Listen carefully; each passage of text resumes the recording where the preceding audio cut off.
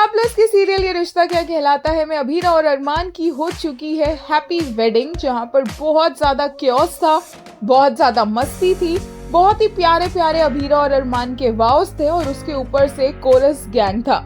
लेकिन यहाँ पर जब गृह प्रवेश की बात आई तो विद्या ने एक ऐसा आशीर्वाद दिया अभीरा और अरमान को जो कोई भी माँ अपने बेटे को कभी नहीं देगी। एक तरफ तो अरमान की खुशियों के लिए विद्या लड़ रही है कि अभीरा से अगर अरमान की शादी हो जाएगी तो उनके बच्चे नहीं होंगे और अरमान खुश नहीं रह पाएगा, और दूसरी तरफ अभीरा और अरमान की शादी पर अरमान और अभीरा को एक दूसरे के साथ कभी खुश ना रह पाने का आशीर्वाद दे रही है।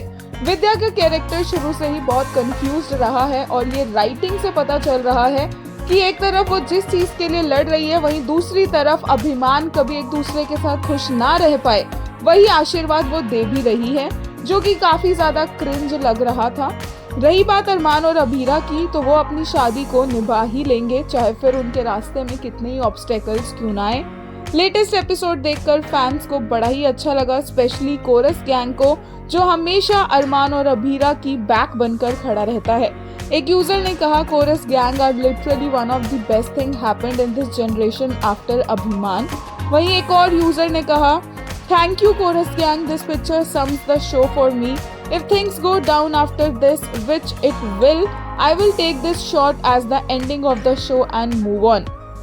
अभीरा और अरमान के लिए एक यूजर ने कहा, अभीरा and her खड़ूस मान, find yourself someone you are ready to share your noodles with. वहीं एक और यूजर ने कहा, The marriage vows were so अभिमान coded and I love it how they kept it simple and no typical TV background music.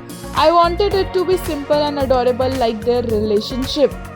एक user ने कहा, Forever chaotic even on their wedding day, especially on their wedding day. विद्या के जो आशीर्वाद है उसके लिए एक यूजर ने कहा, This deserves to be trolled. I can't lie, it's more funny than it is serious. I mean, who does she think she is doing all this witchcraft?